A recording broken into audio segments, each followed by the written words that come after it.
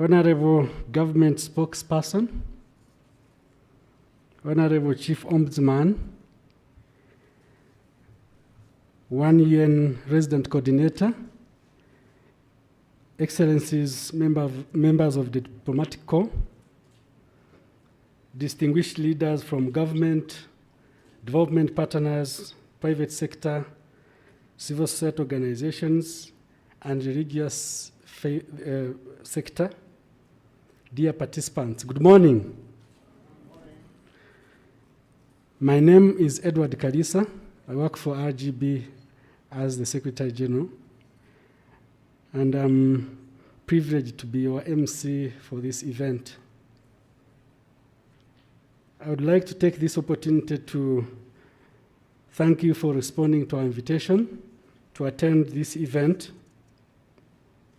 Welcome to the launch of Rwanda Governance Scorecard. Dear CEO, distinguished participants, we are here to witness the launch of Rwanda Governance Scorecard for the 8th time. As most of you know, as a country, we have chosen to hold ourselves accountable in our national journey for transformation. And RGS, or Rwanda Governance Scorecard, is one of the tools we use to do that. Rwanda Governance Scorecard assesses the state of governance in Rwanda based on a number of pillars, indicators, and variables. I don't want to go into the details because in the next couple of minutes, we will follow the presentation that will detail the content of the scorecard. So I will briefly go through the agenda for today.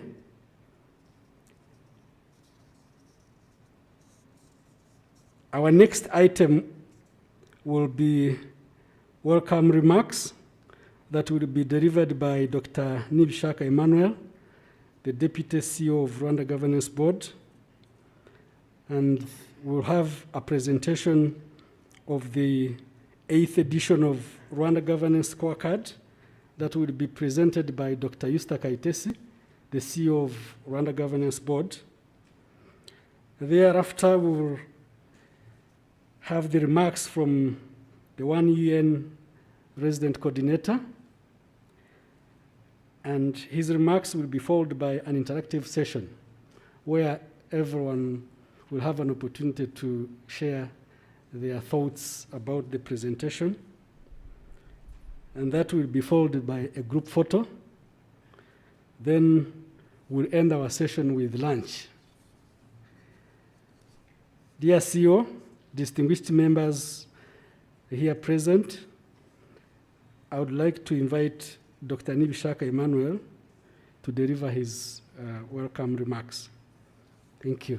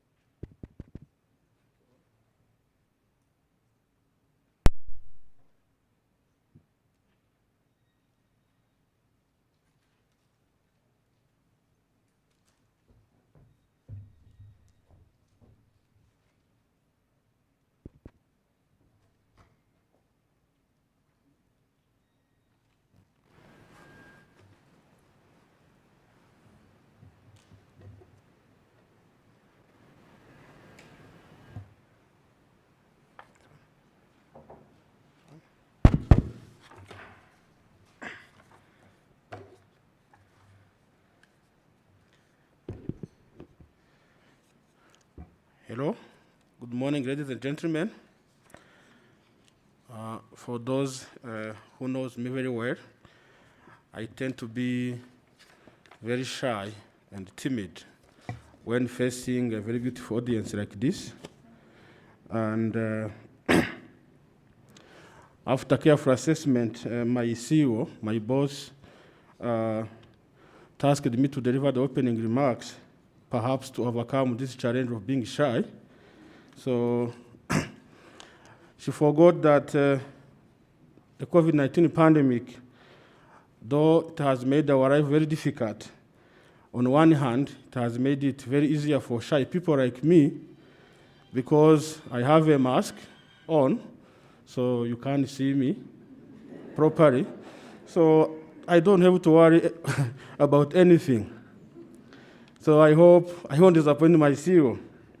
So on her behalf, allow me to welcome you all to this important occasion to officiate the launch of the Rwanda Governance Scorecard in its 8th edition.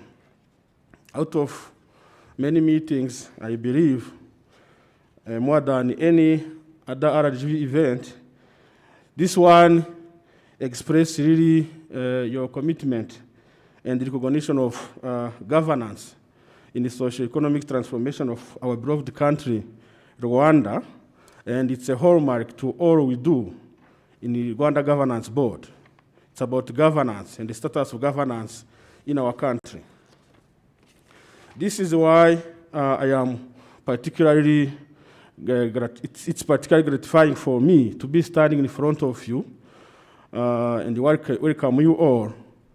We are together with members of the diplomatic corps, heads of government institutions, and other senior officials in the public and the private sector, as well as our partners in faith-based organizations, academia, and media. We value your partnership, inputs, and support, and we thank you for finding time to share this moment to hear the current status of transformational governance in Rwanda. Why this event is so important? I believe I share the same conviction with you all that regular assessment is essential in helping us to identify area of improvement in a timely manner so that we don't lose the momentum in building a better life for all, for our citizens. Hence, I view the scorecard as an essential tool to revitalize accountable governance that Rwanda has chosen because it tells us where we are performing well and where we still have some gaps so that we can devise appropriate measure to fill them. So this is the reason why the scorecard has been consistently building on our national planning and strategic development framework, mainly, you will recall the Vision 2020 and the current National Strategy for Transformation, NST1. These priorities are translated into more implementable actions through the sector strategic plan at central level and district development strategies at local level, which are very critical when we do our research and compare this scorecard. That's why we draw 8 pillars, as you can see in the reports in front of you, but also on the banners in the room. Those pillars help us to generate credible and reliable data that serve as an evidence-based source to inform policy, decision-making, and implementation, as well as contribute to the current scientific knowledge about economic, social, and political governance in Rwanda, and most importantly, to track our country's performance in relation to our national, regional, international commitments.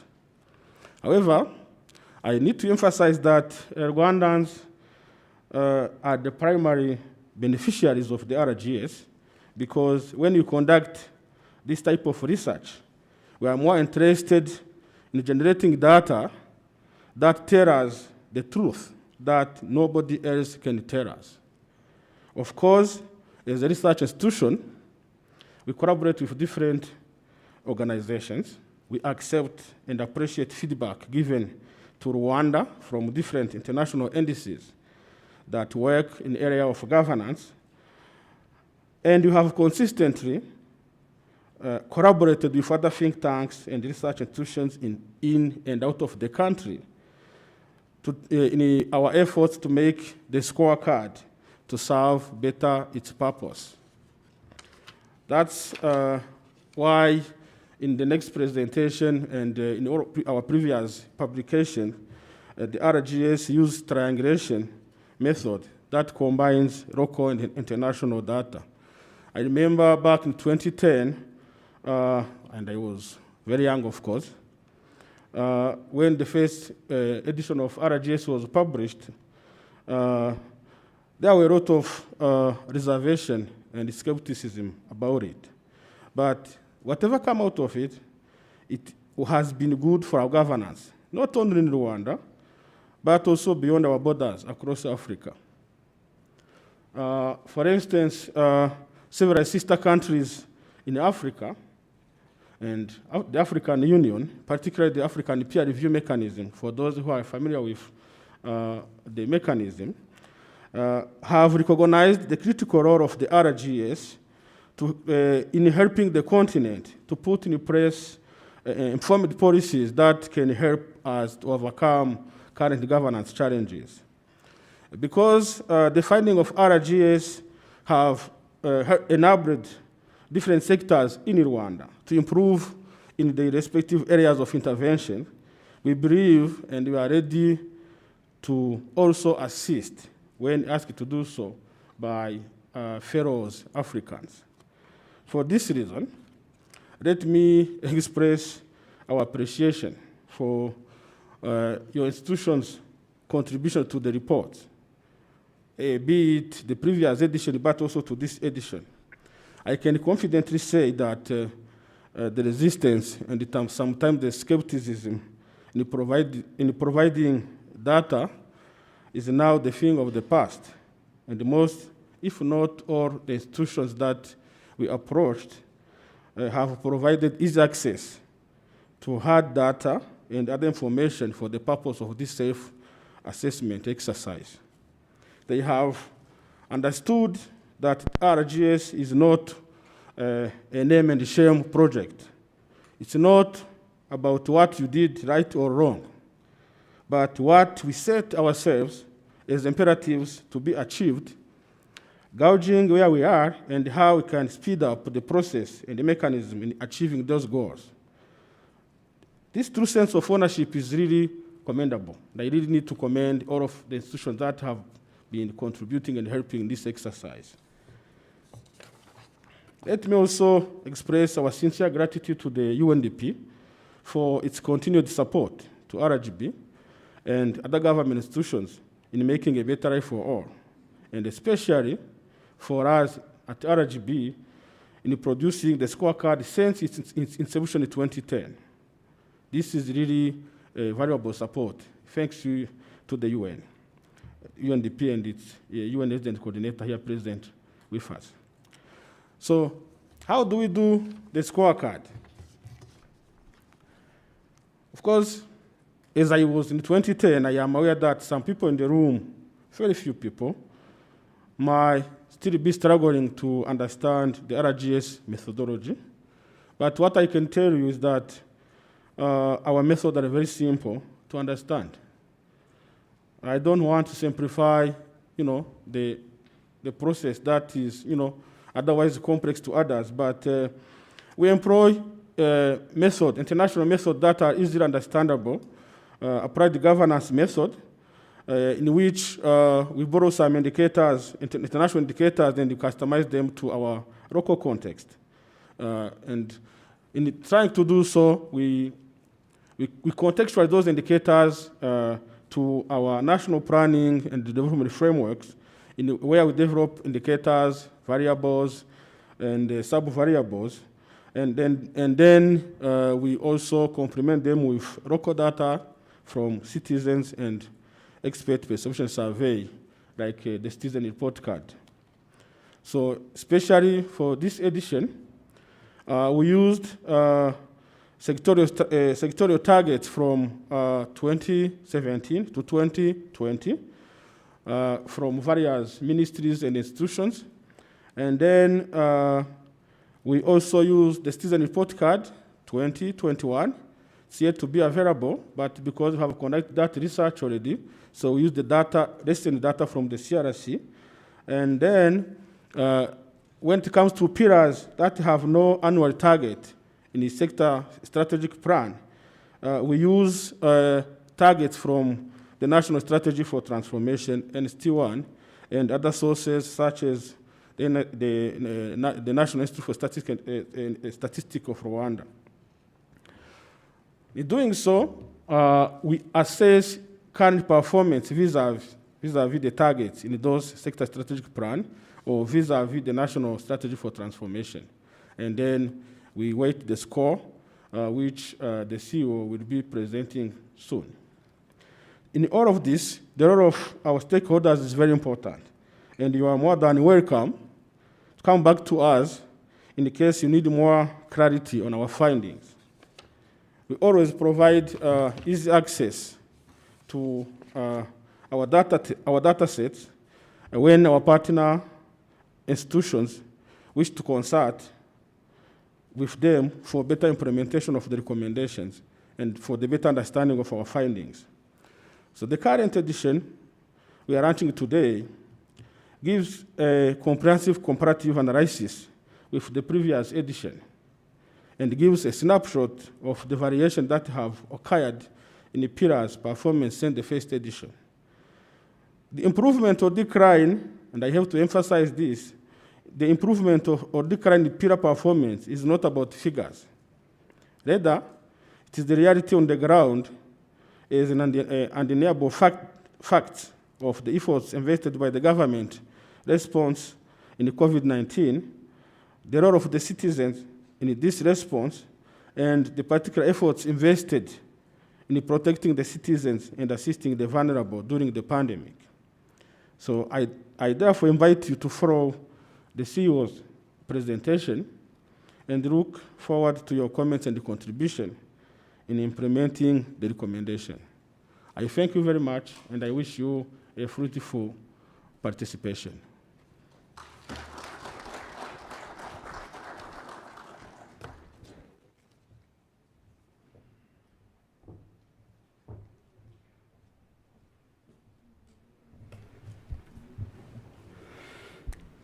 Thank you very much, Dr. Nibishaka, for the remarks, particularly for the steps that we take to generate the data for Rwanda Governance Scorecard.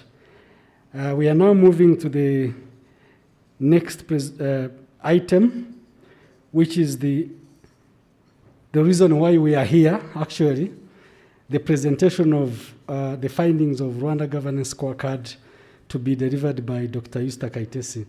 Thank you.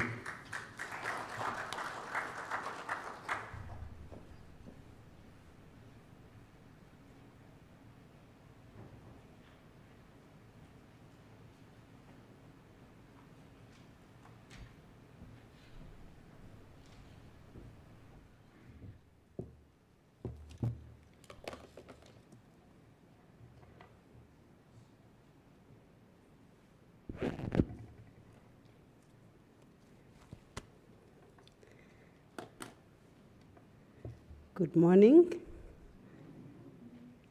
The Chief Ombudsman, the government spokesperson, the chairperson of the Rwanda Elders Advisory Forum, one UN resident coordinator, Your Excellencies, ambassadors and representative of the diplomatic corps, the representative of the Rwanda Defense Forces, distinguished heads of public institutions, distinguished representative of the Rwanda National Police, representatives of the faith sector, the Rwanda Interreligious Council, representatives of the Network for International Organizations in Rwanda, representatives of the civil society, representatives of the academia, members of parliament, the Senate and the Chamber of Deputies, distinguished participants, you're very welcome this morning to the launch of the Rwanda Governance Scorecard. It gives me a great pleasure to present to you the findings I think I'll take the option of not being shy and take off my mask, but also considering that I'm going to be speaking a little bit longer, and my colleagues protected me by using their masks earlier. I'll now go to the findings of the Rwanda Governance Scorecard 8th edition, which my colleagues have introduced from the perspective of the Governance Scorecard.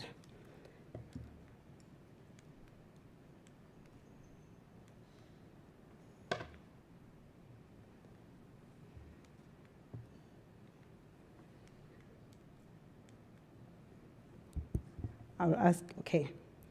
Well, I wanted to start with our understanding of governance generally as a country, because it gives us an understanding of why we even do the Rwanda Governance Scorecard. For Rwanda, good governance has an understanding and is understood as accountability, transparency, and efficiency in deploying the scarce resources of this country. Further, good governance also refers to a kind of governance that is centered on citizen participation and inclusiveness. And it also refers to having the rule of law that supports and protects all its citizens without discrimination. It is understood from a perspective of social and economic transformation towards the nation's rapid development. My colleagues earlier talked to you about the Rwanda Governance Scorecard, and I'll just go through it again. The Rwanda Governance Scorecard is a quantifiable index that gauges the state of governance in Rwanda. It assesses the state of governance against national, regional, and global targets, and thanks to the planning structure of this country, it is easier to find all the other commitments that the country has made in the national strategy for transformation, and becomes easier to measure against the targets set in, because they reflect also the nation's regional and international commitments. It's also a method that reflects global governance standards and homegrown approaches in terms of data collection and engagement. Its main objectives include to generate credible and reliable data on governance, evidence-based to inform policy, decision-making, and improvements. That's why at the end of the scorecard, you realize that we also report on the extent of delivering on the policy recommendations therein, and to contribute to current and contextualized knowledge about Rwanda, as earlier mentioned by my colleagues. The way the Rwanda Governance Scorecard is developed has already been discussed by the Deputy CEO of the Rwanda Governance Board, and he clearly mentioned that the sources of the indicators include international indexes, international frameworks, and our homegrown pillars. It also is reflected mostly from different surveys, the primary data that comes from the Citizen Report Card, the Rwanda Civil Society Development Barometer, the Rwanda Media Barometer, the Rwanda Bribery Index, and Service Delivery Monitoring Reports, plus the Rwanda Reconciliation Barometer. We really want to appreciate institutions that produce these sources of data. And other sources of data, as earlier mentioned, are the reports and other administrative documents collected from concerned institutions. So as mentioned by the Deputy CEO, the scoring is measured against the target. So when you look at the governance scorecard that you have before you, you will see three things that are very key in understanding our scoring method. You will see the data, which is the source where we get the data from. You will see the target, and therefore the scoring is the data against the target and the extent to which, of course, which reflects the extent to which we are supposed to be performing at. I'll now introduce the Rwanda Governance Scorecard edition, 8th edition's findings. The Rwanda Governance Scorecard is reflected from 8 pillars: the rule of law, economic development, economic and corporate governance, quality of service delivery, and corruption, transparency and accountability, investing in human and social development, safety and security, participation and inclusion, and political rights and civil liberties. When you look at the scoring of all the pillars, security and safety and security was ranked number 1 at 95.47. The rule of law became second at 87.08%. and corruption, transparency, and accountability, the third at 86.77%, and then for 84.19% for participation and inclusion. The political rights and civil liberties pillar scored 83.80%. Quality of service delivery scored 81.86%. I will later explain. It's the probably the most improved indicator this year. And as the Deputy CEO mentioned, there are things we regret out of COVID, but there are certain things we are going to celebrate because coupling the investment that the country has done and the opportunity of using ICT has actually is the one that we can really base on to mention the major improvement in the quality of service delivery. Investing in human and social development is at 75.23, and economic and corporate governance is at 74.65, being the last indicator this year, with the reasons that we all understand. When we compare the pillars of the RGS 8th edition and the previous pillars, the rule of law improved. The rule of law stands at 87.07, as mentioned earlier. Political rights and civil liberties is at 83.80. Participation and inclusiveness is at 84.19 from 81.96. Safety and security is at 95.47, moving from 95.44.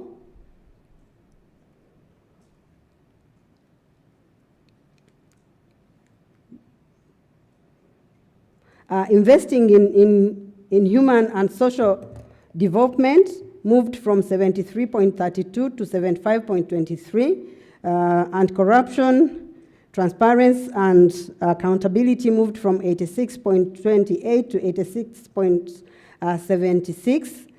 Quality of service delivery from 78.31 to 81.86. And economic and corporate governance from 78.14 to 74.65. I will now go to each pillar performance. The rule of law, we measure under the rule of law the performance of the judiciary, which stands at 77.96, the performance of the legislature, which stands at 89.79, the performance of the prosecution, which stands at 94.53, and access to justice, which stands at 86.02. In most indicators, we highlight the most improved variables, and as said earlier, the measure stands from the pillars to indicators and variables, and we have chosen to look into different variables where we have remarkable change. Variables improvement, the independence of the parliament is highlighted at 16.2%, and in this particular rule of law pillar, the indicators that need improvement is the performance of the judiciary, in particular to the percentage of backlog cases in the judiciary. You will understand that one of the impacts of COVID-19 was also creating the backlogs in one way or the other, and the percentage of cases processed by the courts against all cases in courts. As earlier said, we are declaring these results conscious of the impact of COVID-19 and the measures there too that sometimes cause delays in some of the performance. On political rights and civil liberties, which scores at 83.80%, democratic rights and freedom is at 83.60%, respect for human rights and core international conventions is at 83.16%, the role of non-state actors remains at 73.3%, which is the least performing at this level, and the performance of political organizations is at 91.28%, access to information is at 83.90%. You realize that the most improved indicator is the role of non-state actors in policy formulation, in particular the media, and taking stock again the importance of the realities of the past year. people saw the media as the source of information and engagement more than other sources. We are speaking of a period where even the citizen assemblies that we used to do in many perspectives did not happen. So we almost all depended on the media for information and for engagement. And we realized that many institutions actually that were supposed to engage the citizens directly were able to engage them through the media. So a great thank you to the media fraternity for availing the space and for the recognition that you have played an important role in access to, in policy formulation over the year. The areas that need improvement under the indicator of political organization is the satisfaction is the citizen satisfaction with political organizations in promoting governance and social cohesion, which stands at 65.10%. On participation and inclusiveness, 84.19% is how the pillar performs. The citizen participation raised very high at 89.06%. Power sharing and inclusiveness, especially at a parliament level, stands at 90.20%. Gender equality in leadership stands at 81.65%. Decentralization at 84.71%. And participation of non-state actors at 75.33%. The most improved indicator in this area was citizen participation, which had an addition of more than 6.5%. And the most improved variable, which also informs the entire indicator improvement, was the citizen participation through volunteerism. And I think we all now know the youth volunteers that we didn't know earlier, and the participation of ordinary citizens in really dealing with the issues that affected us most during the COVID-19 and the process of dealing with the COVID-19. The participation of ordinary citizens was a very key element, which increased according to the citizen participation at that level, especially through volunteerism. The areas that need improvement is citizen participation in elaboration of district plans, imihigo, and budget, and you realize that the avenues of participation in previous years, which included the citizen assemblies, the umuganda were not in operation as we have always done due to the COVID prevention measures. And participation of non-state actors, which is CSO participation, still remains at 69.29%, despite the engagement and improvement that happened in the period of dealing with COVID-19. On safety and security, 95.47, as I said from the beginning of this scorecard, same as from the beginning of the citizen report card that we haven't launched now, this pillar sustains the leadership at this level, maintaining security at 95.38, reconciliation, social cohesion, and unity, which we think is a key element of our security as a country, at 93.76%, national security at 99.53%, and personal and property safety at 93.19%. So I would like to go to the pillar on investing in human and social development, which is 75.23%. This includes the social elements of us as a community. Education is at 76.17%. I should mention that most of the data used in the education sector was sustained as the most recent data from the previous RGS, because except the element of access, which is a result of many constructions of schools, but many other elements did not really operate as a result of COVID-19 measures, and therefore most of the data that we sustained at this level were the data that comes also from the previous RGS. The health sector improved highly at 91.33%. Climate change and environmental resilience remains at 71.53%, and social protection remains at 61.88%. In this particular pillar, we recognize that the most improved indicator is the one for health, which recorded 6.34%, and the variable on maternal and child health recorded the most improvement at 17.41%. The environment, of course, The health environment has had its own challenges, but there is recognition of the areas that have seen great improvement. The areas that need improvement remain the social protection, in particular the social protection for people with disabilities. And the main issue at that is categorization of people with disabilities, which allows them access to many other rights and enjoyments from that regard. The climate and environment resilience remains a challenge at climate change resilience at 40.28%. And the education in terms of reducing dropout rates at 45.5%, and then satisfaction with the school feeding program, which still remains at 50.80%. Of course, I keep the caveat that some of this data reflects the previous time, because by the time we were data collecting, some of the COVID measures had made the schools to stay closed at the time.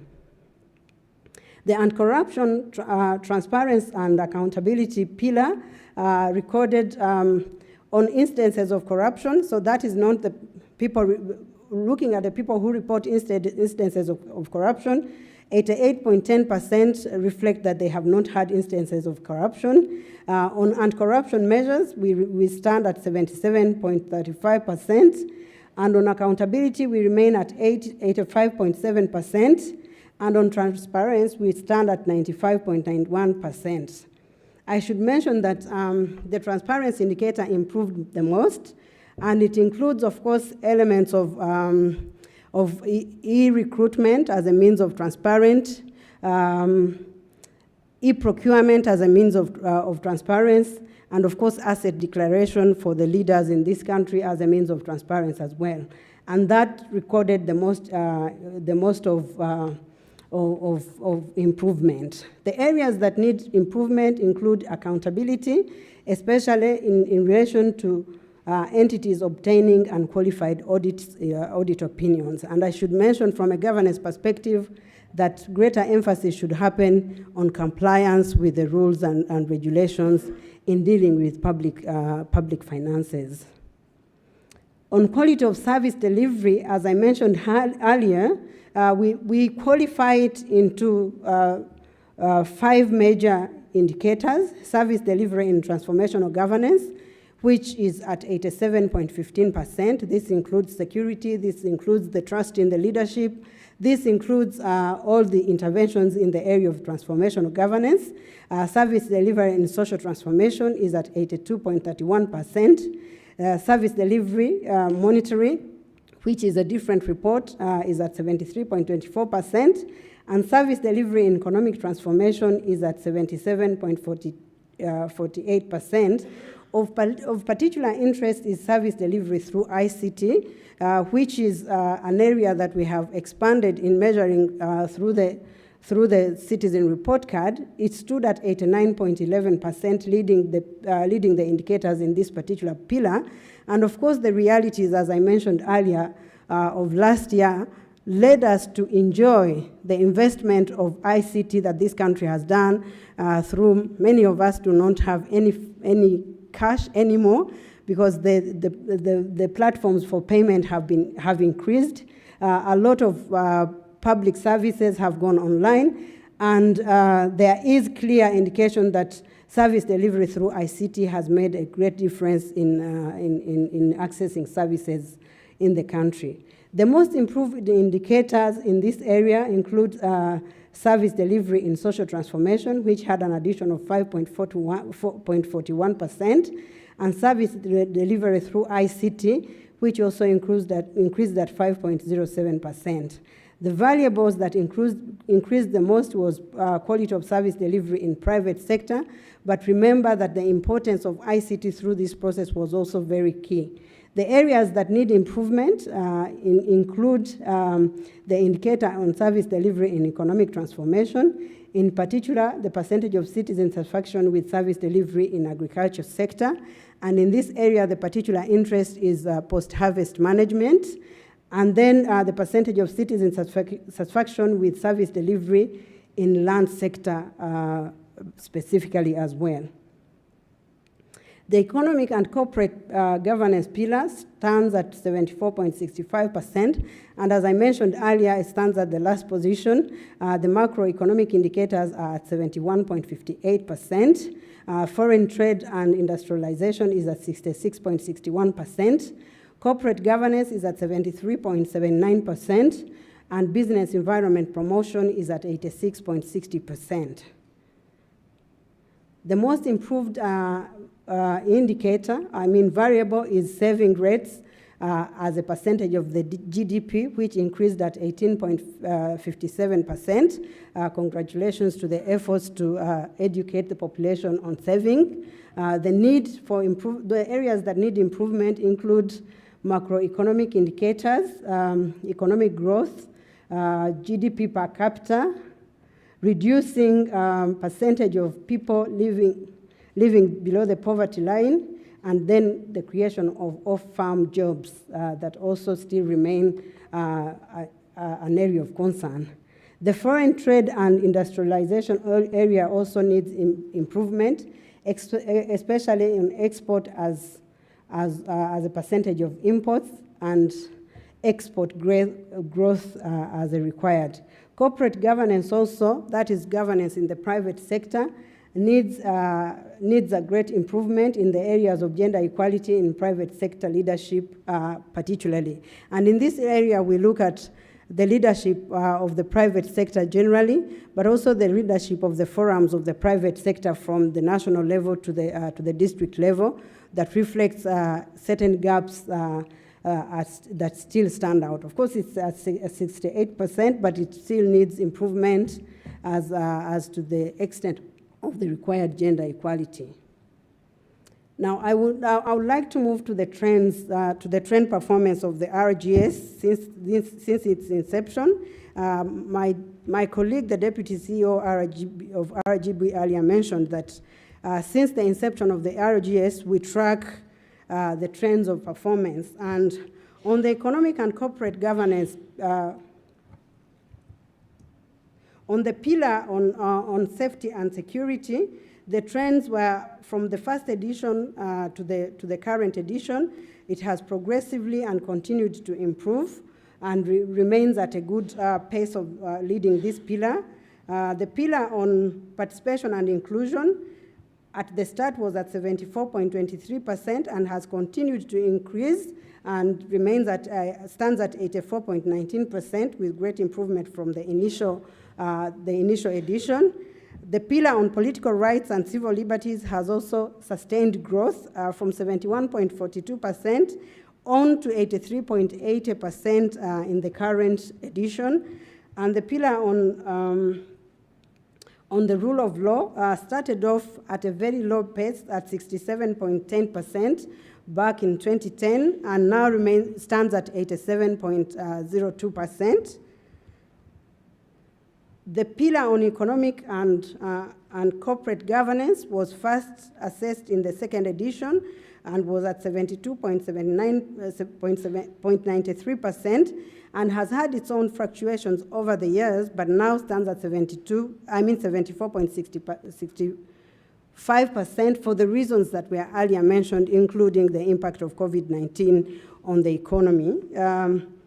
The pillar on quality of service delivery has actually often sustained the last place for a very long time. It started off at 66.21%, and its growth hasn't been very progressive, you will all notice.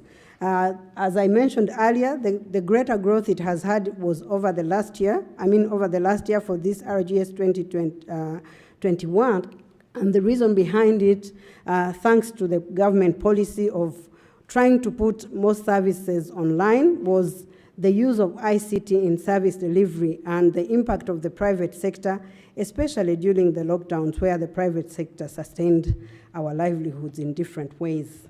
The pillar on corruption, transparency, and accountability has also tremendously grown over the years. Started off with 76.22% and now stands at 86.77%, indicating the differences that have happened over the years. and the pillar of investing in human and social development has had its own fluctuations over the years and stands at 75.23%. It's one of the pillars that really require a great sense of improvement in order for us as a country to achieve the knowledge-based economy that we are pursuing as a country. I would like to thank you all for the opportunity to present the RGS 2021 8th edition findings. And again, I want to thank our partners in the process. I want to thank government institutions and other institutions that provided the data. As I move to the recommendations, we reflect our recommendations on the things that need improvement, but also on the bigger projects that have happened. This RGS and the RGS since 2017 had two categories of recommendations. The first category were multi-year recommendations that reflect the commitments in the NST1 with bigger targets over the years. And the other, every year, we introduce new recommendations that are very specific to that RGS. So ongoing policy recommendations include the design and operationalization of a multi-year national-wide strategy for maintaining climate change resilience into development planning. And the process has happened. Every year we take stock of the extent of the inputs in this particular process, but it will remain until 2024 when we see the completion of the intended results in this area. Another ongoing policy recommendation is related to ensuring quality of education to support the attainment of a knowledge-based economy that Rwanda is pursuing. We also have a recommendation on spearheading citizens' ICT literacy in order to leverage ICT investments to service delivery as per the NST1. Remember that the NST1 has as a target of service delivery in public institutions being at ICT, through the ICT at 100%, and that will require growth in the literacy rate of the ordinary citizens in order to fully enjoy the investments that the country has put in. Another ongoing policy recommendation includes to enhance human security and sustain transparency and accountability for socio-economic transformation. We also have included in these ongoing recommendations to strengthen partnership in promoting a culture of service delivery. And I would really want to call upon each of you in this room to remember that service delivery is a duty that we all have to do, because the extent of how we serve is very key in achieving the kind of development that this country is committed to. We have a few new policy recommendations, and one of them is enhancing efficiency and effectiveness in the management of social protection programs for persons with disabilities. I want to really appreciate our partners that are very keen on this, and it's a direction that will only reflect the extent of inclusiveness if highlighted in the things we do and how we do them. We also have included in new policy recommendations to revitalize economic growth and export promotion in order to achieve the NST1 targets. I want to end by thanking you all, the government of Rwanda, for providing with us the budget to fulfill its mandate, UN through the UNDP for providing financial support, and other partners and institutions for providing the required data. We appreciate the role of reviewers for every Rwanda governance scorecard. We request different reviewers to make comments. And of course, for each of you for making this day and for giving us the time to present. I thank you very much.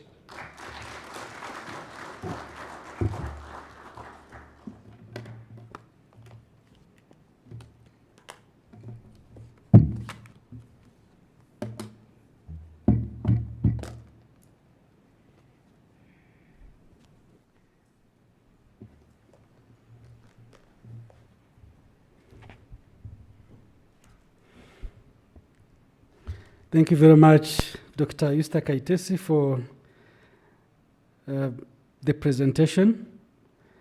I think we now have some details of the Rwanda Governance Scorecard 8th edition.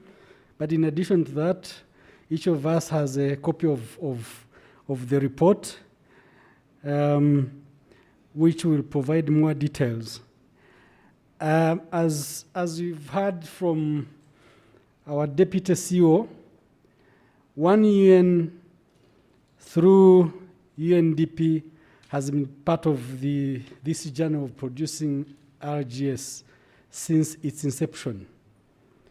I believe there are reasons why they have decided to be part of this journey, and I don't want to explain this on their behalf. I would like to request one UN resident coordinator to make his remarks. Thank you.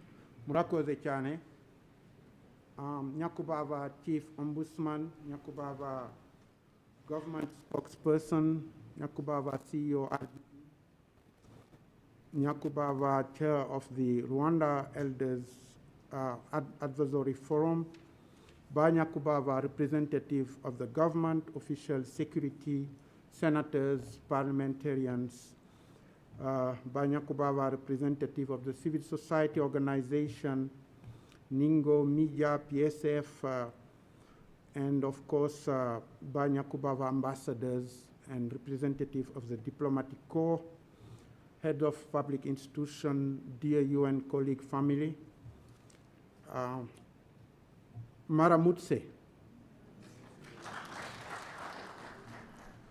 First of all, let me challenge my dear friend Emmanuel, because he says he's shy. I want to challenge him for two reasons.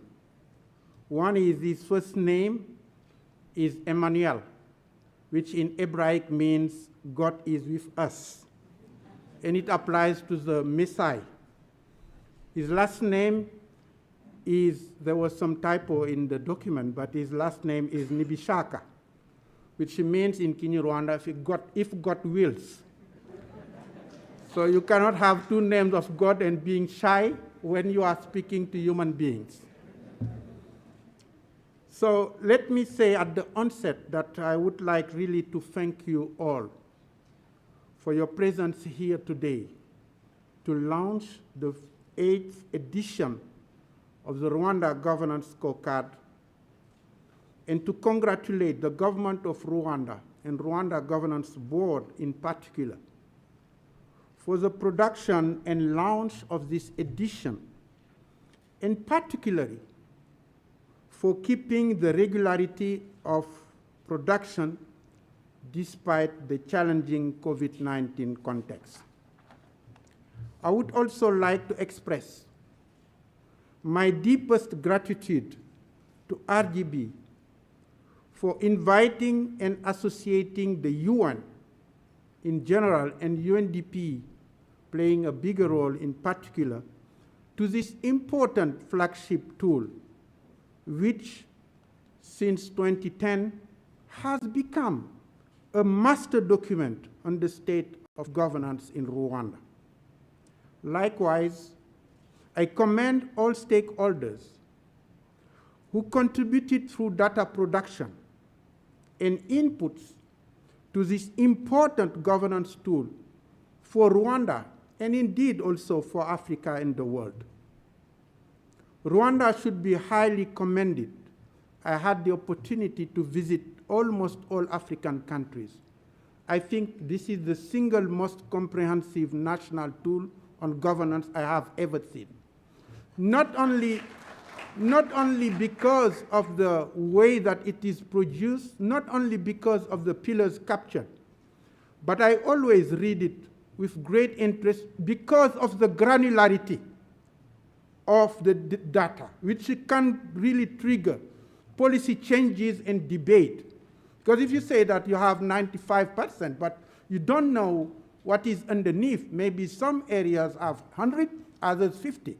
The granularity is, in my humble view, the most important factor of your report, because it could trigger really focused recommendation that could trigger how you implement in an accountable manner.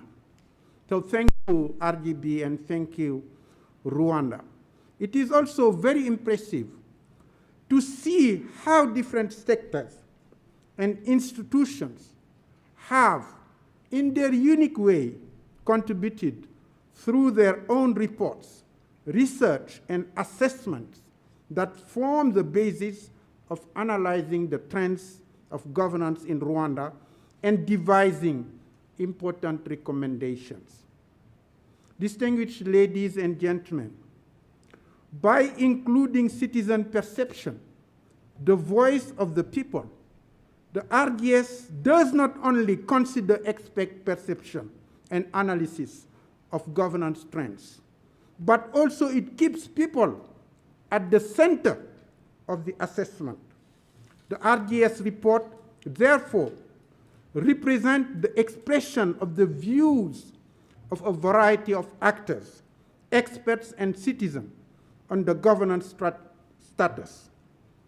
The document also highlights areas that require attention and conveying the sense of urgency of action for a better Rwanda for all.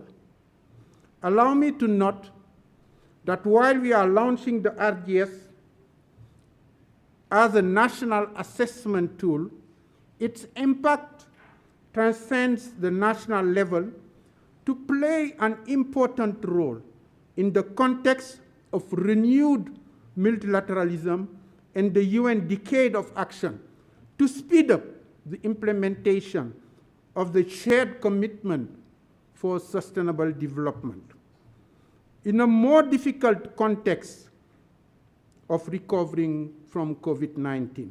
Indeed, as we speak, an assessment of the status of domestication of Sustainable Development Goal 16 on to promote peaceful and inclusive societies for sustainable development, provide access to justice for all, and build effective, accountable, and inclusive institutions at all levels is being prepared in Rwanda in collaboration with RGB. To better inform national planning and development processes and to identify areas that need a boost for the country to achieve the Agenda 2030. And the just concluded Universal Periodic Review has also assessed a variety of rights, and the recommendation, the 160 accepted, require governance action. Before concluding, let me highlight some points from the report. I wish to commend the government, and particularly RGB, for the sustained accountability, transparency, and consistency in producing this data, including the citizen's voice, as I mentioned earlier, since 2010. The data and the long-term perspective of improved evidence-based planning at national level has supported all the EDPRS and the NST1 2017-2024. And the RG is also very consistent with many global indicators on governance concerning Rwanda. Number two, of course, it is always important to make improvement. However, it is good to note that all the sectors have shown some progress, thanks to the work that you all have done. Let me also say that since the inception, as it was said by the CEO, the pillar safety and security remains the best performer. These consistent, outstanding results certainly contribute to sustaining an enabling environment for other sectors to better inform and deliver for the development of the country. Number three, the pillar on quality services, it was mentioned, is the best improver of all pillars and passing from yellow category for the first time of all past RGS edition to green category under the current edition, scoring more than 80%, even though it remains at 6th place. This shows that we are improving in this area, and we would make sure to enhance improvement by focusing on indicators left behind: service delivery in economic transformation and service delivery monitoring. Quality service delivery entails satisfying the expectations and needs of the customer, the beneficiary, the citizen, and sustaining the quality over time to create a general sense of high satisfaction within the community, the country, for better lives. Number 4, it is also important to note that 2 of the 8 pillars remain in yellow zone: investing in human and social development, and particularly the economic and corporate governance, which is a prerequisite for sustainable socio-economic development, and still on decreasing slope. Noting the decline in performance under this pillar, the report is challenging all of us to reflect on the consequences and find solutions for improvement. Recalling that NST1 targets the private sector as the engine for economic growth in our country, we are invited to move from the traditional scope of governance, which was focusing on public sector, to include and embrace the corporate world and the business forum. Number 5, the COVID-19 has impacted the results of the RGS. Indeed, for the first time, the pillar economic and corporate governance is the lowest performer due to the low performance on economic growth and export trades. This decline of performance, while challenges are persisting in the areas of macroeconomic as well as corporate governance, affect the whole pillar and therefore sustainable socio-economic development.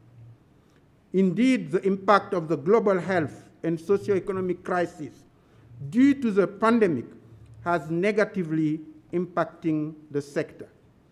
Of course, the last data released by NICER showing a clear improvement during Q2, where the real growth between Q2 2020 and Q2 2021 is 20.6%, is showing glimpse of recovery. Number 6, the private sector role is key, hence the need to rethink business growth and sustainability strategies, including entrepreneurship skills, particularly for the youth who constitute the majority of the population and beyond, in Rwanda and beyond. I recommend that the next RGS track progress on the extent to which the country, including the private sector, is leveraging the African Continental Free Trade Area, which will be boosting the regional integration and allowing for more opportunities for our country to grow its economy. It is also important to look at the major implication for Rwanda of this perspective, be it on the sector liberation, the competition, the policy, the intellectual property rights, and the free movement, as it was already said during the migration forum at Geneva, where the Rwanda featured as well as really pushing forward the aspect of migration. And of course, Rwanda can and should play a positive role in pushing wider African Continental Free Trade Area, because it was signed in our country. So it is important that we also carry on the torch and move forward the agenda for regional integration. An inclusive and long-term economic and corporate governance plan is therefore timely. The inclusion of the private sector in planning, strategizing, implementing the national development agenda is paramount. Number 7, the human and social capital development, which is also lagging. The main question remains, is the private sector with us as we plan, assess, implement, and evaluate? Or do we only consider them as service provider instead of sustainable development and key actor of economic and social transformation? I invite all of us to reflect on this question and to continue contributing appropriate, innovative solutions to help advance this pillar. In that pillar, a critical question that also I'm always thinking about. Yesterday, I was discussing that with the UNDP resident representative. Remained how Rwanda could nurture and retain and expand a highly qualified workforce that is also gender responsive to match the ambition of the profound transformation grounded on knowledge and services and private sector led. Therefore, the relevance of the recommendation to strengthen the education system and improve its quality. Highly skilled human capital will also support the public finance management and the efficiency of institution, systems, and service delivery. Number 8, before I conclude, combining recommendation under Pillar 6. We noticed that there was really a strong improve on inclusiveness and civil society and media participation. However, it is important to enhance the role and the partnership with non-state actors, especially the civil society organization, the private sector, academia, for them to play a significant, more important role in socio-economic transformation of citizens in our country. Looking at capacity building, looking at more fora of engagement, looking at more innovative financing tools, looking at more opportunities as explained for the African Continental Free Trade Area. As the NST1 calls for private sector-led economy, the state and private sector engagement needs tremendous improvement. Number 9, continuing the inclusiveness is also paramount by tackling inequalities and extreme poverty, 35.6% in the satisfaction. More inclusion of people with disability under social protection, 34.5%. As we are towards Glasgow for the Conference of Parties 26, we commend the government for its nationally determined contribution and the excellent results in green growth and resilient growth in environment in general. However, it is important to continue mainstreaming environment protection, implementation on environment and climate change indicators, 52%, implementation of environment and climate change indicators in local government performance, 28.6%. It is not an easy task, but it is important to continue building back better, greener, in a more inclusive manner for COVID-19. Let me conclude. In reference to what I have just said, I would like to invite the audience to reflect further about the correlation between service delivery, economic and corporate governance, human and social capital development, and devise together strategies for quality services in economic transformation and monitor foreign trade and industrialization, bringing in more innovative finance, increase corporate governance, look at macroeconomic indicators, enhance the quality and the quantity of education, improve social protection, and look at climate change and environmental resilience. All are listed in the recommendation. I only push a door which is already open. Beyond that, NST wants Rwanda to become a service-based economy. Considering that we are far from in the implementation of the National Development Plan, let us review our strategies and policies with a sense of urgency to take action for quality services, improve economic and corporate governance, and develop the human capital. By doing so, we'll be setting the ground for us to leave a legacy of the world we want for the current and next generation.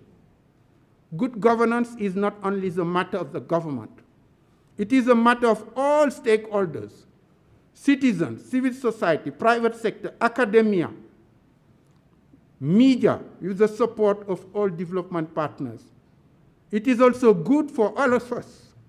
So let us build a stronger coalition so that we all improve the governance status to achieve the national development priority and the Agenda 2030 for the benefits of all the people, leaving no one behind. Let me share to end two quotes. What get measures get managed, as Peter Drucker said. And another one, what get measured get done, as Tom Peters said. So let us reflect on the outcome of this RGS 8th edition, adjust our strategies, our management approach to meet the current needs, and let us meet next year to celebrate what was done and results achieved.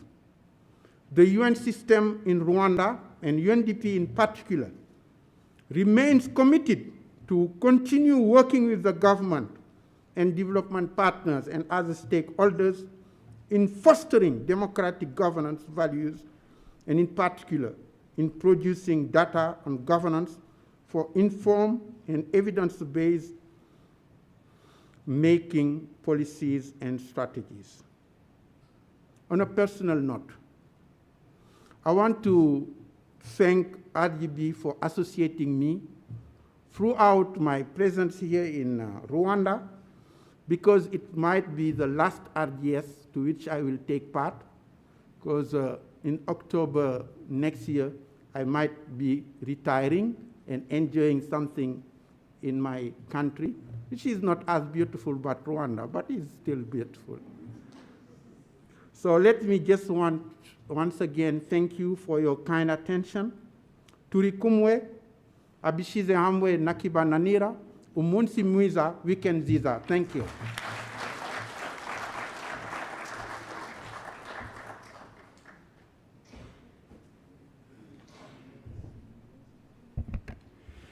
Thank you so very much, UN Resident Coordinator, for the remarks, and we thank you so much for being part of this journey since the inception of RGS. You know, RGS is one of the tools that help us to check if what we are doing today is directing us to where we want to go to be tomorrow. So we don't want to keep doing the same thing over and over again and expect different results. So thank you so much, RC, for the support and for being part of this journey throughout. We now come to that moment where each one of us is expected to participate. I would like to know if there is anyone with a comment, question, or something else to say about what we have seen shared by the different presenters.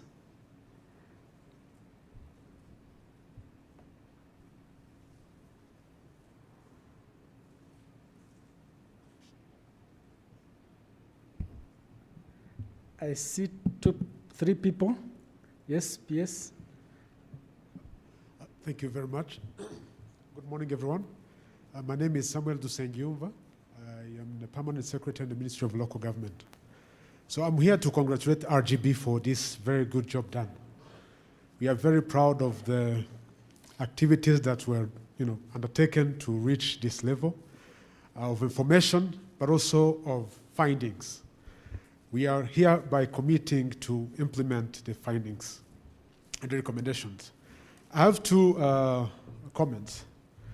One, I saw a couple of areas that require a bit of enhancement. For example, the participation of women in the position of Vice Mayor's Economic Affairs. So I take this opportunity to call upon all of us. We are going for elections, local government elections. So please convey the message to the strong and capable women in the country that they are welcome to join the local government family. We have been working hard to attract women in those positions, but we are very happy of the progress made in other positions, including the executive secretaries at district level. But also in other levels, we really welcome women because they're competent, they're capable, and we have seen what we can do in this country. Second, I would like to talk about social protection. Yeah, we saw a couple of areas that require improvement, especially in the categorization of persons with disabilities. We are aware of that. And part of the factors is the COVID-19, because this kind of categorization, they are done in public because it has to be transparent. But if you look at a number of indicators around social protection, I think it is linked with the COVID, but also some other areas of the economy. So I think now this report is going to help us to really sustain the conversation that we've been having with the relevant institutions, including Minister of Finance, but also with development partners. I'm sure Fode was part of the meeting where we discussed really about some of these issues. How can we mainstream this transformational program, especially those who go to the ordinary mwananchi, the citizens? So I think we can see some of these indicators going up by working together. And I'm very happy of this document and really hope it's going to help us have a frank but also evidence-based conversation on what we can do collectively to address some of these issues. Thank you very much. Congratulations once again, RGB. Okay. Thank you very much, PS. I see Arthur DG RBA.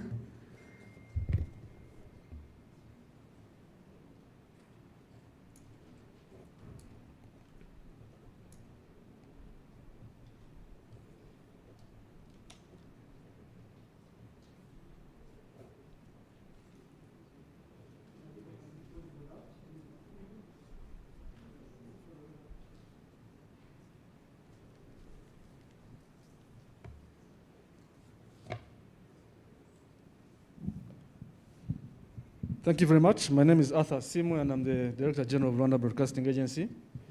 I also want to render my voice in appreciating the good job or good work done by RGB in this scorecard. And mine is just a very simple question related to the period we're in of the COVID pandemic. And I was just surprised to see good performance in some governance pillars, yet in our day-to-day lives we would think maybe we have not scored well. I was intrigued when I saw the comparison between the 7th edition and 8th edition. You find that there's a great improvement in the pillar on participation and inclusiveness. This edition says there's a greater improvement, yet in actual sense, we think issues of elections, Umuganda were affected by the pandemic. You look at issues on the pillar on human and social development, also scores relatively well compared to the previous edition. Quality of service delivery scores well. So I'm just trying to find out what's the magic, what happened to see these pillars score relatively well compared to the previous edition, yet in actual sense we thought this year we are so much affected by the pandemic and probably the results would be a little bit poorer than the previous edition. So what have we done as a government or as a society to see these key areas continue to show some progress despite the challenges posed by the pandemic? Thank you so much.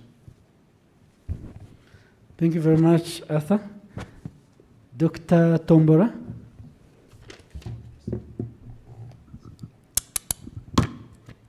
Good morning to everybody. Professor Tombola, I'm the Vice Chancellor of the University of Kigali. I commend this governance, Rwanda governance scorecard. I have one question and a recommendation. One question goes on page 11 of this report for the sake of the participants.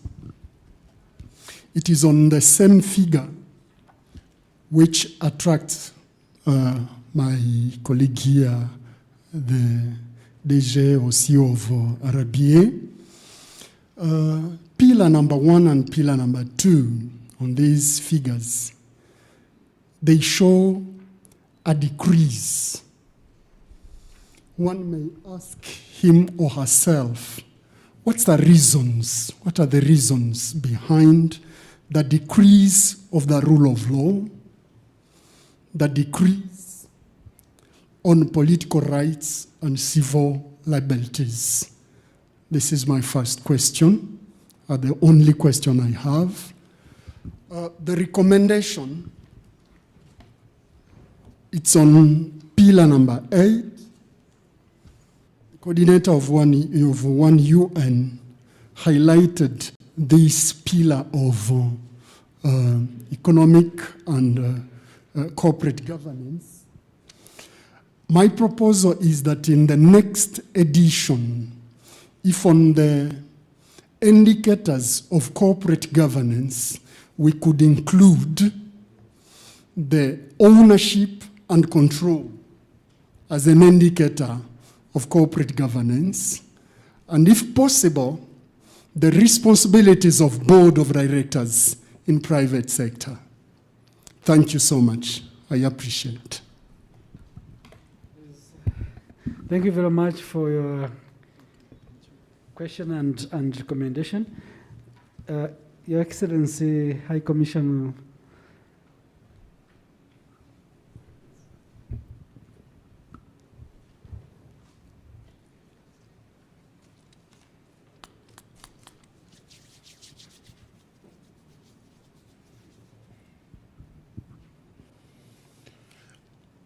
Thank you very much. Good day to everyone. I would first like to express my gratitude for being invited to this 8th edition of the Rwanda Governance Scorecard. It is my first since I am new in Kigali, so thank you so much for the invitation. There are just 3 areas that attracted my interest from the presentation of Dr. Usta. The first one is the reflection of health as the most improved indicator in the human development area. And the reason this is attracting my interest is that we know that the COVID pandemic has required a lot of investment into the health area, but I think a lot of that investment has tended to be focused on dealing with and fighting the pandemic. And so I'm just interested whether this improvement of health in the human development area as the most improved is generalized, which would probably mean that Rwanda did more than just invest in equipment, services that are just focused on dealing with the COVID pandemic. So I'm just interested in that area. The second area of interest is that in a number of areas, you have indicated that a lot of the improvement that has been registered, whether transparency or service delivery, it's been through the use of information and communications technology. Now, my interest in this area is the coverage, you know, of information and communications technologies. Is this nationwide? Is it something that is more reflected in the urban areas? So I'm just interested on the extent and the coverage of information and communications technologies, especially when I note that the area of education you have reflected as an area that still needs a lot more improvement. The third and the last one is that the savings rate, you know, came up also as one of the most improved areas. And I just want to know here whether this is something that has to do with people spending less or just a conscious decision and choice by people to save more because of the COVID pandemic. So I'm just interested in that area. But otherwise, I'm very thankful, you know, for the opportunity to witness this Rwanda governance scorecard. Thank you very much. Thank you very much, Your Excellency. We would like to take one more comment or question, and then you have them responded to. There are two there. Chair Ningo.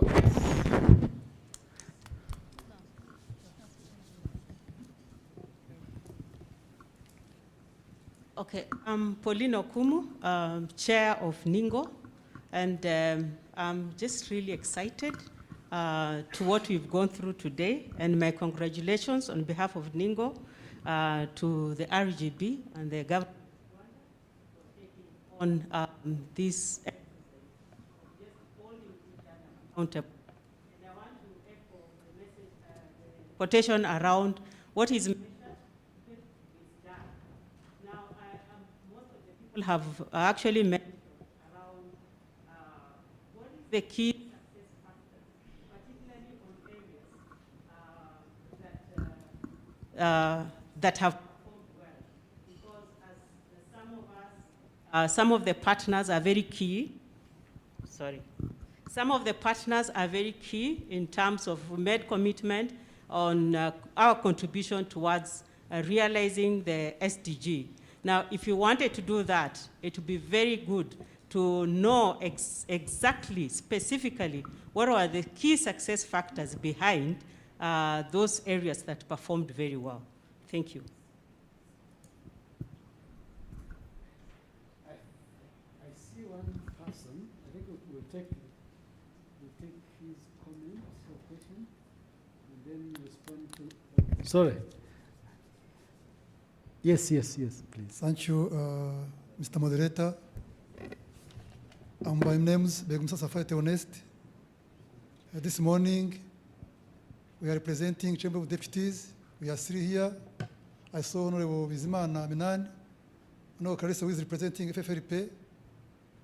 I want also to add my voice on congratulating RGB. You have come to this state of governance in Rwanda, which is a tremendous work. Actually, when we are through the period of COVID-19, so really we appreciate and congratulate you.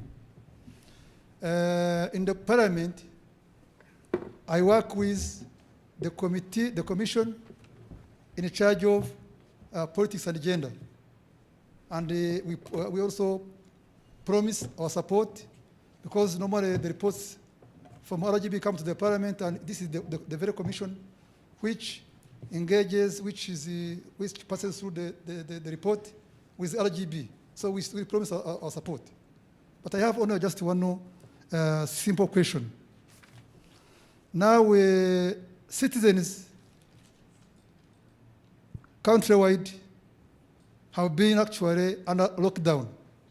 And today, we have a good news that citizens are now, the situation is coming to normal. people are coming back to attend meetings. There's what they call inteko z'abaturage. They are now on. So now, regarding NST1, where we are still lagging behind, I mean, maybe if you can get time, you can just see how we are going to exploit this chance we are having in our country, where people really are coming back to normal life. Then another last one, I saw this parliament, I saw, though it is still a distinction with the parliament, I saw 89, I mean, regarding the score, I saw 89.79. May I saw to this parliament, when during this current mandate, this parliament was open, they call it actually inclusive parliament. Maybe you may show what could be missing with this parliament so that areas for improvement. Maybe you can just help on that. Report, it may be there. We shall, of course, get time and peruse through. But maybe you can just come on this one again and tell us what is lacking in the parliament, then how can we improve. Still, it is a decision, but we can even aim higher. Thank you very much. Thank you very much, Honorable Safari. I'll now hand over to the CEO to respond to the questions and say something on the comments that have been raised. Well, thank you very much, SG, and thank you very much for the comments and the appreciations. We appreciate and the commitments. I am going to ask my colleagues, Dr. Felicier, who heads the Department for Research, if he has any of the questions to take on. And if the Deputy CEO wishes to take a question, then I'll come to the other questions. Thank you very much.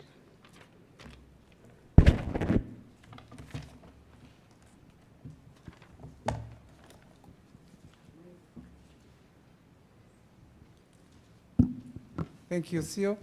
I'd like to address one comment raised by Professor Tombola, Vice Chancellor of University of Kigali. I remember his intervention came last year, and he recommended again to see how we can, on a pillar of economic and corporate governance, how we can incorporate some variable related to management of private sector. Today, he specifically highlighted the issue related to board of directors in the private sector. And this is very critical. And I remember we discussed about it, and the challenge we face by collecting data, exactly is how we can get data from some institution, specifically on issue related to management of board of directors. I agree with you, next year we try to see how we can continue gathering data related to this particular area, and we are eager also to get data from private sector in this area. And as you have observed in this report, we went through detail in terms of management, also incorporating issues related to gender equality in the private sector, specifically in the leadership aspect. And I'm happy that you again raised this issue, and we are happy to incorporate your comment. And I'd like to remind you that Professor Tombola, it's his area of specialization. Corporate governance area is his area of specialization. That is why I'm happy that we will work together with a private sector partner to see how we can address this issue. Another issue I'd like maybe to address in general, it's an issue related to, like Chairperson of Ningo also highlighted, and DG RBA, even Professor Tombola himself, area of improvement. What is the key success stories in terms of improvement, despite the period we are having, the time we are collecting data? Now, I'd like to remind you that some areas, in English we used to say that every cloud has silver lining. And somehow COVID have opening us eyes and to see how we can strategically address some issues without necessarily doing business as usual. That is why, by providing service to the citizens, we use the other specific the approaches, as the CEO highlighted. ICT helped us how we can reach citizens without necessarily physically meeting them.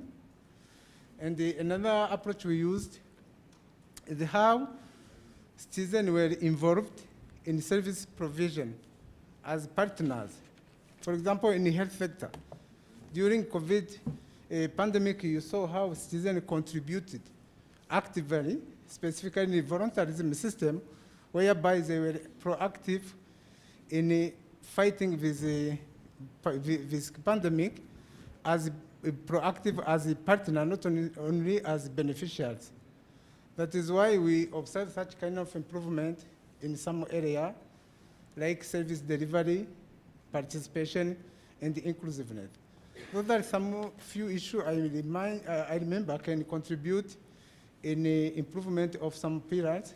Maybe Dr. Emmanuel can also supplement me in some area related to this particular question raised by our partners. Thank you very much. Thank you.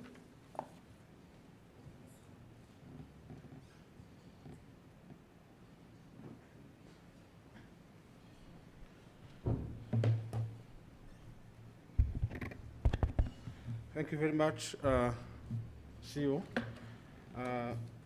I just want to take to answer some few questions, starting with the question raised by Arthur. He was asking what can explain the improvement despite the challenges posed by the COVID-19 pandemic. And before I go to details, I think it's all known that the effectiveness of the government, any government, is manifested during trying times, like the pandemic. If you need to measure governance effectiveness, you don't really need to measure during the, the honeymoon, peaceful time. How the government of Rwanda responded to COVID-19, it's in itself a governance performance that needs to be lauded.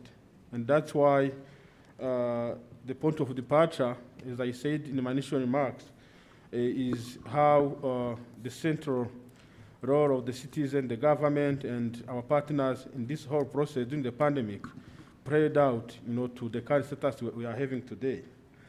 But if you go into the details of the report, particularly on page 31, you will see the details of what we measure, the indicators that we do measure.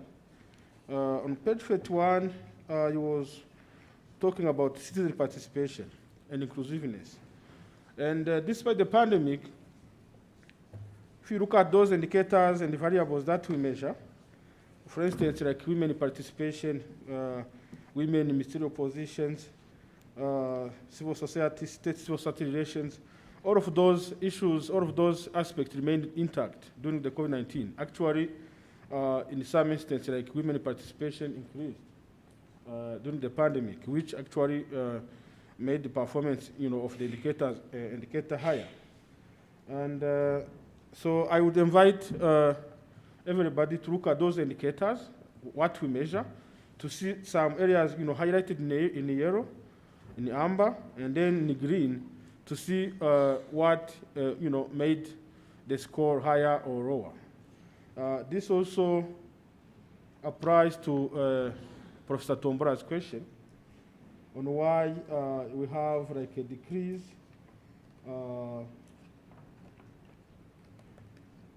and I should refer him to page 21 of the report, the rule of law. Besides the economic development sector, I think the justice sector also was the most affected sector during the pandemic because courts were not operational during the lockdowns. And if you look at those indicators, what we measure, you would find that there is a one in amber, 40% against the target. the backlog of the cases in the courts. And those backlogs actually made it, very difficult for the whole pillar to perform better. The decrease, so the backlog, it is in line with the performance of the judiciary. But if you look at the whole indicators, we also see a decrease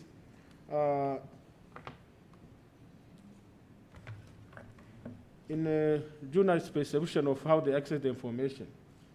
If you look at page 25 and 26, and then,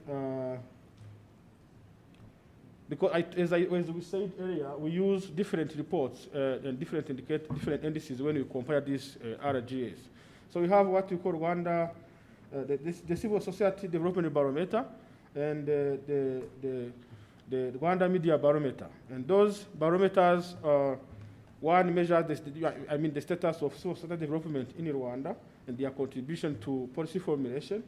Another one, the role of media and their development, the status of their development. And in those reports, there's some area that need to be improved. And we take those reports very seriously. That's why the indicators have performed very poor in this report and affecting the whole performance of the pillar. And I think other questions can be answered by the CEO. And I thank you very much. Thank you very much. I will go back to the questions that that my colleagues did not mostly engage with. Arthur asks what we are doing right in all the fact that we have increased some of the indicators have performed much better than we have, much better than we had last year, given this, the pandemic. I think I should say that the challenges that the pandemic presented also must be reflected from a governance system that existed prior to the pandemic. So when you're looking at the governance methods and approaches and the character of how to deal with the pandemic, I think the pandemic gave an opportunity for the citizens, especially on the things we ask citizens, to reflect actually. I'll just give an example of the participation and inclusiveness. I earlier mentioned that the participation and inclusiveness pillar raised its performance, especially with the opportunity of using our volunteers. When you ask the citizens, first of all, they feel like they didn't sit back to watch the pandemic coming. They were given information and they were given strategies on how to deal with the pandemic. The inclusive element of dealing with the pandemic through having youth volunteers that were educating the population, but also through progressively communicating to the population on what is next, the preparedness. We all remember when we had the COVID-19 and started to prepare earlier, a little bit earlier than March, remember the faith-based organizations reintroducing how do you give one another peace. So they stopped doing the peace with handshaking and started using their legs in a way. So that inclusiveness at the beginning, getting the information from the beginning, made the Rwandan citizens not just consumers of the information that is there, but we are given enough space to participate. Now, I've seen my colleagues who are from other countries, they probably know umuyobozi w'umudugudu more than they had before. You know, I've engaged with friends and they say, oh, do you know now that I know my umudugudu leader more than I did? Why? Because as we were mobilizing ourselves in communities to deal with the cases of COVID that were coming in our communities, but also to ensure that those affected by the lockdowns do not remain poorer or do not fail to survive, the inclusiveness and the participation aspect seems to have been a highlight for the citizens to see it as a greater space for participation and inclusiveness in reality. Now, coming close to when we had the vaccines, the way vaccinations happened, you know, knowing the people that get the vaccine, mobilizing those that get vaccinated. I know a few colleagues of ours, we could call them and say, you're going to be vaccinated. And I remember this very specific conversation with a colleague who leads an international organization. I called them because the RGB was in that participatory approach, I think going back to the question by Ningo, how do you participate in anything that happens that concerns the life of the country? And in that participatory approach, the RGB were asked to contact the faith-based sector, the NGOs, and the CSOs to access vaccinations. And I remember these conversations with some of my colleagues from other countries saying, oh no, the vaccinations are for Rwandans. And we said, but you're serving Rwandans. If you are going to be safe, we are either safe together or not safe at all. And that discussion also included, really, when you go back into the reflections, I think if we ask people to reflect on that process as well, which dominated our lives in the past year, it reflects the governance environment. And the fact that I think participation is not just going to Muganda, but not feeling left out in the whole process, despite the circumstance. You know, the greater circumstance this year was COVID-19. But in dealing with COVID-19, in accessing safety mechanisms, in the issues that affect those who were affected the most, in accessing testing, you know, all of those processes seemed very inclusive in the eyes of the people that we asked and in the ways that we engage with them in terms of engagement and participation. The question on human and social development, I think I will combine it with a response on the health sector. The health sector, as I think my colleagues mentioned earlier, we assess the governance status on the basis of existing commitments. So we already know what exists in the areas of health and what we want to measure as achievements as a country. So we did not reflect ourselves strictly on COVID-19, but on the other things that we were required to do in this health sector, because otherwise the country did not stop everything else to just face the COVID-19. We did address the COVID-19, but we sustained wherever possible the investments in other areas to not lose the track of the commitments that we have as a country vis-a-vis the vision of the country, but also the national strategy for transformation. So when you look at the things we measure in the health sector genuinely, you realize that we measure greater things than just the response to the COVID-19. And the COVID-19 is in one of the variables where we measure the strengthening of the health systems as an indicator. And in that, we look at the existing health systems, the access points of health systems, and the extent that we've gone to. But also we measure infant mortality rate, and that has seen greater improvement. We measure access to family planning, which has greatly improved in many ways. So the things that we measure reflect the kind of health population we want to create, whether with or without COVID. With COVID, I think we haven't measured specifically in this RGS just on the focus of COVID-19, but the testing of the systems, of the health systems that we have as a country remained a key element, and whether the health systems were responsive. And I think at that, we need to be able to appreciate that in the shortest time the country was able, of course, in relationship with its partners, we are able to adjust and create facilities that would allow us to survive over the COVID-19 periods. The inclusive element, you realize that even in these centers that take care of COVID patients, there are specific places for women, for pregnant women specifically. So when you see the increase in relation to maternity infant mortality rates, you also realize that the inclusive element was also considered in that particular perspective. So generally, as I mentioned, I was answering the elements of why have we done better in some of these areas. I combined the human and social development aspect. You would know that even when we didn't perform very well in the education sector, it is the time that we constructed so many schools to allow more space in the education systems.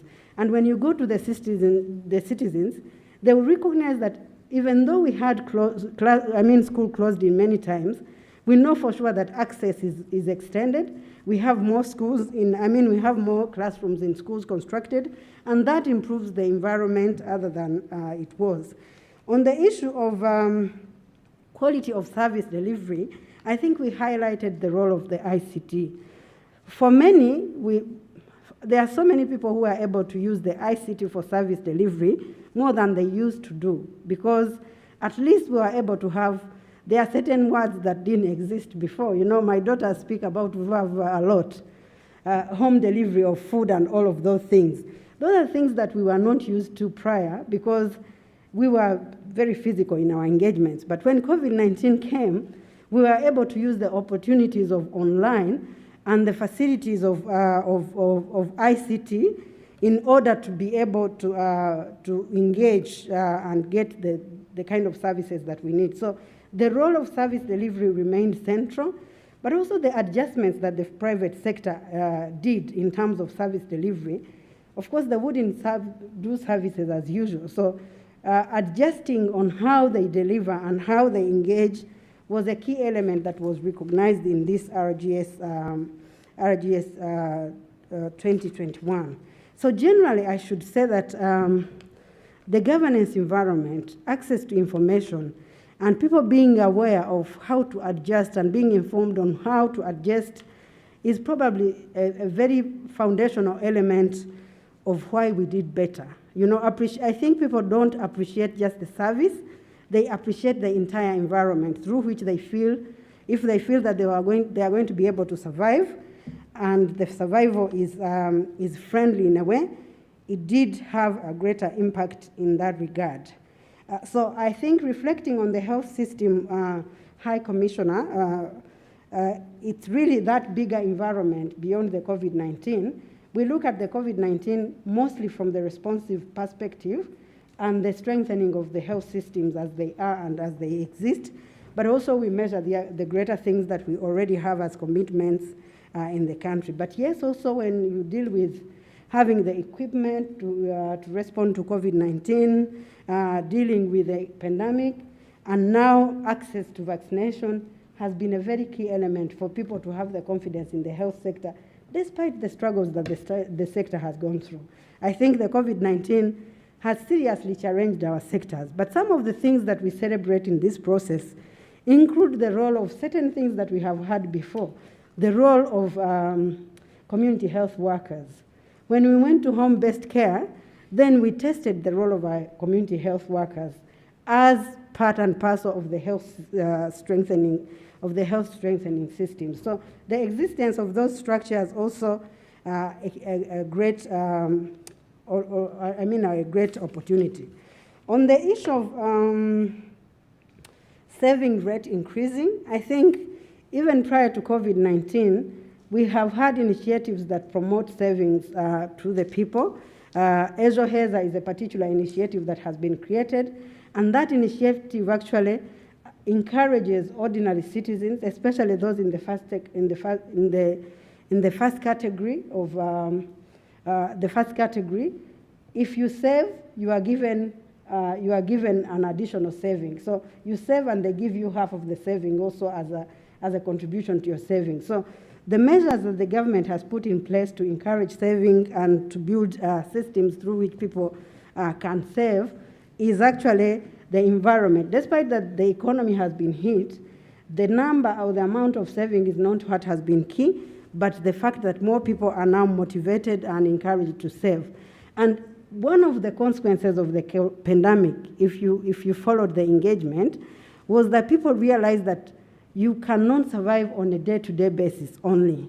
So even those that were not initially involved in savings, they got motivated to start savings because they realized that at some point you need to survive on your savings other than what you earn on everyday basis. So some also of the lessons of the pandemic was to encourage people to save, because with saving you are able to face the future that you don't know exactly as it looks. So I think that environment itself, having systems that facilitate saving, the saving culture, And also the people being able to reflect on the consequences of not saving and being able to access savings that are also motivated by the whole status quo has allowed and permitted an increase in saving. My sister from the World Vision and chair of the Network for International Organizations in Rwanda is what are the key success partners in this area. I think when I responded, some of the success partners in Rwanda exist in the leadership intention of creating a resilient population. When you have an intention of creating a resilient population, you also give them the space to participate. So I would say that participation is at the center. Engagement with the citizens is a very key element in the success factors. But I should mention that the leadership of the defense forces and the security forces that has sustained itself is also a matter of understanding the forecast of the country, but as well as the discipline that is required. You know, I think governance is also seriously about discipline. People having the trust in the leadership, maybe I did not mention, but we also assess the trust in the leadership. And part of the results is the President of the Republic is way above 99%. The security forces are way above 95%, close to 99 in many areas. And then the fact that people trust the leadership also is a very fundamental element of the success factors that we see. But also, as earlier mentioned, accountability and transparency underpin the journey. Because if everyone who is delivering feels accountable, you know, when I do this report every year, and I have the Senate and the Chamber of Deputies present, I am being held accountable here. I know they will hold me accountable even after here, but that kind of accountability, the feeling that you have to feel and enjoy the accountability, is a key element of the governance of this country. And the elements of transparency, as earlier mentioned. So, and of course, very intentionally, partnership. You know, the choice of doing this together. Delivering on the development of this country is a joint project. And the only way we do it is the beauty of this room. We are all here because we are partners in delivering. When you read through the NST, the question is who will participate in delivering on this NST? And the answer starts. It's government institutions, it's individual citizens, it's development partners, it is members of the civil society, it is members of the faith sector, it's members of the private sector, it is the media. So that is also an underpinning. If you asked everyone in this room, they are thinking about a citizen to make an impact on. And if we are thinking about a citizen to make an impact on, we have a very strong common factor, all of us. Despite the things we do differently, we all have a very clear common factor, which is making a difference in a citizen's life. And I think that's also a very strong underpinning of the process and a factor that makes us deliver right. On the question of what the Parliament, by Honorable Begumisa, on what the Parliament is not doing, I should mention that when you read through the report, you will see there are two major things that are not, or three major things that affect this particular indicator. One, of course, is the Parliament has been doing a lot of citizen engagement prior, and it's part of your commitments to do citizen engagement.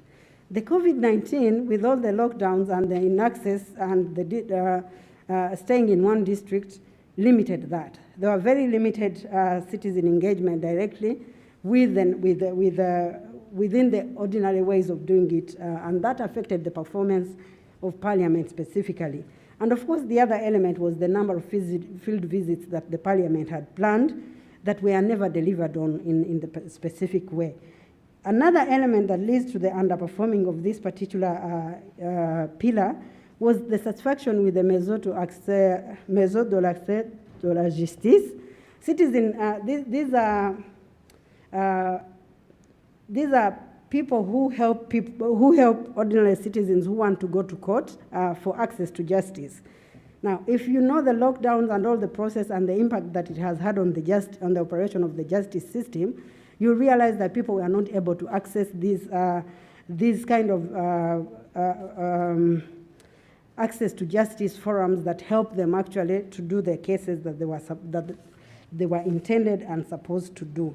So I think generally those are the questions. I am not sure. The question on ICT coverage that was raised, I think with the data, but part of what we do with this governance scorecard is ask the extent of internet penetration and the extent of mobile phone penetration. I am not sure the extent that we are at, but one is where I think above 80% in terms of connectivity, national connectivity, and the other is around the 70s, I think. I will verify the numbers, but it's part of the numbers that we use. So I would say that across the country there is, you can access the internet. The extent of how much the internet is fast or not is something to discuss. The thing we realize that the challenge is really the literacy rate of the citizens to use it. And for that, we so far have agents that facilitate the enjoyment of the online services that the country has invested in. So the extent of penetration is quite high in terms of ICT in the country, although I think there is quite more that can be done in terms of access and quality of the ICT that there is. I think those were the major questions. If I missed out anything, I could be reminded, but I and my colleagues were trying to really respond to the questions as raised. Thank you very much, CEO. Thank you, colleagues, for your contributions. We now end the session of questions and comments here because we are running short of time based on our program. I would like, before we go to the last two items on the agenda, I would like us to we would like to take you through the how you can access the Rwanda Governance Scorecard online. If our IT team is ready, I would request them to show us how those who want to access it online can access it. Well, I think that's what they are doing. You go to the RGB website, go to the publications, an element of publications, and under publication you find the Rwanda Governance Scorecard. And I think with that, if the SG permits, we launch the Rwanda Governance Scorecard 8th edition for your consumption. You have the copies on the table, but also you can access the copies online. And we really look forward to seeing your comments and your engagements on the Rwanda Governance Scorecard. Thank you very much. Thank you very much, CEO. Thank you very much, all the participants. We highly value your contribution, your participation, not only in this room, but also in the process of producing this research product. We'll continue working with you to ensure that what we see still falling short is brought to the required level. So in the next couple of minutes, we'll have a group photo, and I will mention the people who will be in the group photo. We'll have the CEO of Rwanda Governance Board. We have one UN resident coordinator. We have the Chief Ombudsman. We have the chairperson of RIAF. We have the Israel ambassador. We have the High Commission of the Republic of South Africa. We have Deputy CEO. We have the chairperson of NINGO, the chairperson of Civil Society Platform,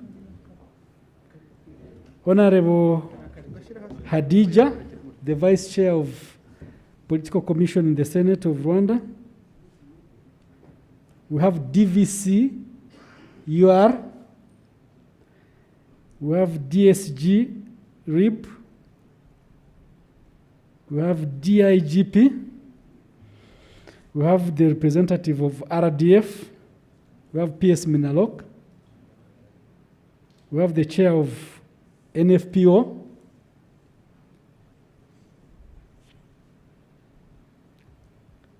And we have the deputy RR UNDP. Can we come forward for the photo? Dr. Felicia.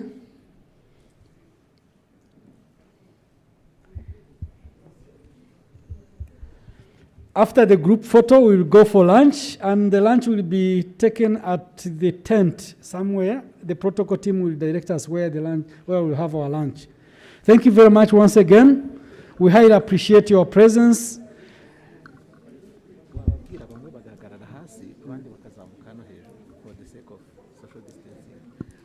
I think for the sake of social distancing, we'll have some of us here up.